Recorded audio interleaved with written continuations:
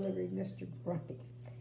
And I think there's some other characters that will be fun to see again in this book. Mr. Grumpy.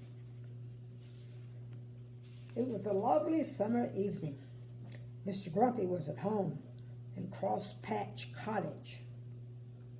He sat down in an armchair and picked up a book. And then, do you know what he did?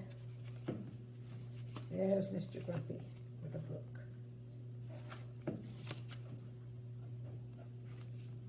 He tore all the pages out of it, every one.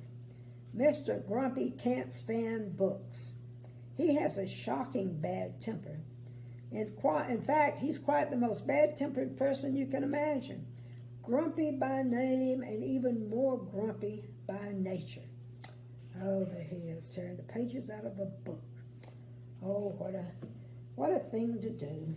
If you're a person who likes books like me, then that's not a good thing to have done. The following morning, he was out in his garden pulling up flowers. He couldn't stand pretty flowers growing in the garden when, out of the corner of his eye, he saw a figure. There he is, pulling up flowers. My goodness. If you especially like flowers and books, then I guess Mr. Grumpy is not your cup of tea. It was Mr. Happy that he had seen out of the corner of his eye. "Good morning," said Mr. Happy. "Good," said Mr. Grumpy. "What's good about it?" "But," said Mr. Happy. "But nothing," went on Mr. Grumpy. "Get out of my garden." I beg your pardon," said Mr. Happy. "You heard me," snapped Mr. Grumpy. "Go away." "I say," laughed Mr. Happy, "you are a bad-tempered fellow."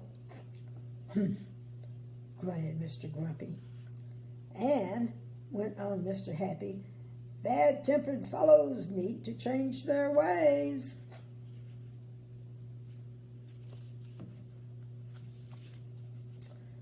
"Rubbish," retorted Mr. Grumpy, and went into his cottage, deliberately stepping on Mr. Happy's foot as he passed him. "Ouch," said Mr. Happy. Bang went the door of Cross Patch Cottage as Mr. Grumpy slammed it behind him. Oh, there's Mr. Happy with a hurt foot. That's not fair. Mr. Happy stood there, looking not quite as happy as he normally does. His foot hurt. He thought and thought and thought some more.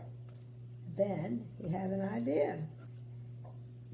He smiled and went to see Mr. Tickle.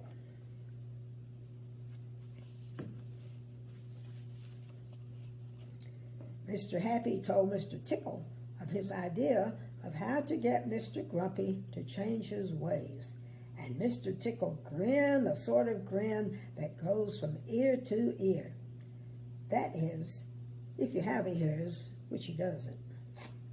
"Oh," he grinned, rubbing the hands at the end of those extraordinarily long arms of his together. "That sounds fun." They have a plan.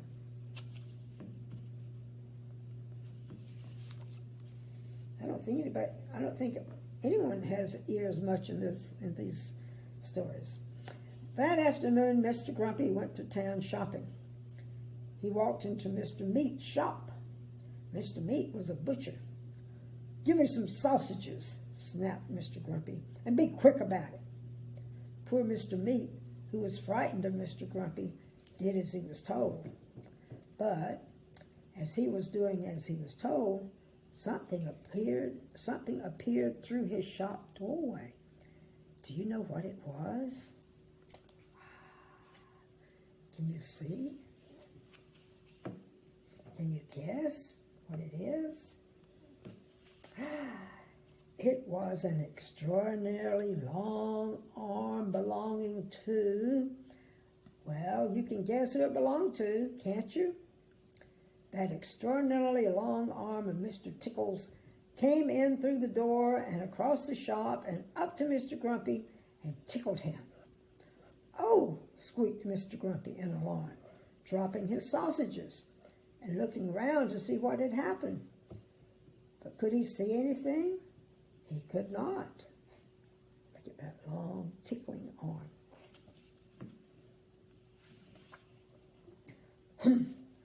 Grunted Mr. Grumpy, and he picked up his sausages and he went next door to the cake shop.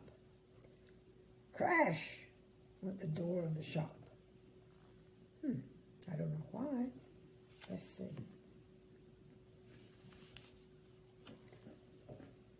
Give me a cake, snapped Mr. Grumpy, and hurry up about it. Poor Mrs. Fairy, who sold cakes, was frightened of Mr. Grumpy, so she did as she was told. But as she was doing as she was told, guess what happened? Oh, squeaked Mr. Grumpy, dropping his cake and his sausages.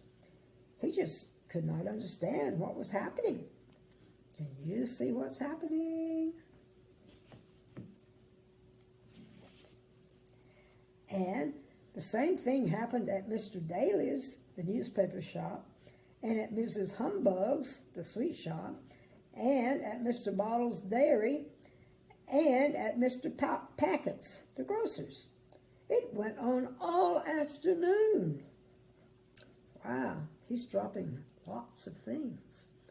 And I think we can see down in the corner what it is causing that to happen.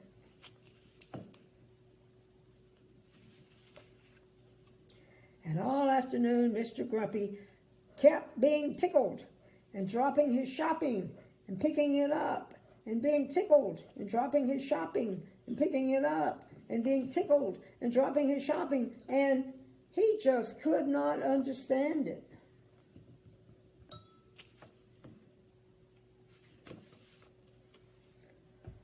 On his way home to Crosspatch Cottage, he met Mr. Happy again.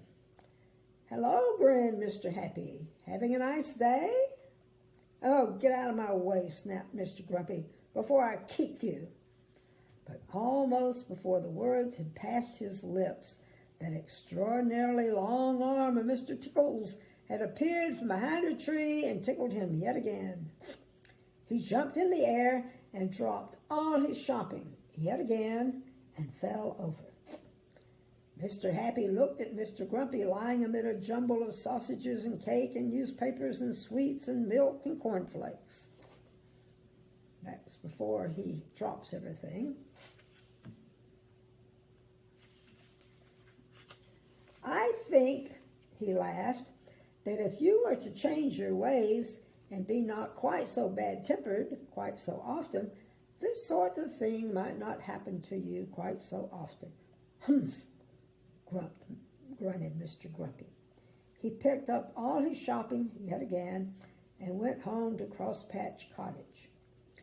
But on his way, he did think about what Mr. Happy had said, because he very definitely did not like what had happened to him that afternoon.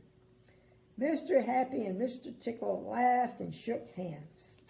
Well, they're enjoying what happened. And so, after that, Mr. Grumpy did try to be not quite so bad-tempered quite so often, and the more he tried, the less he found he was tickled. And so he tried more and more, and these days he's quite a changed person. Why, only the other evening he picked up a book, and do you know what? I bet it would be hard to guess. He only tore out one page. Lucky for the books.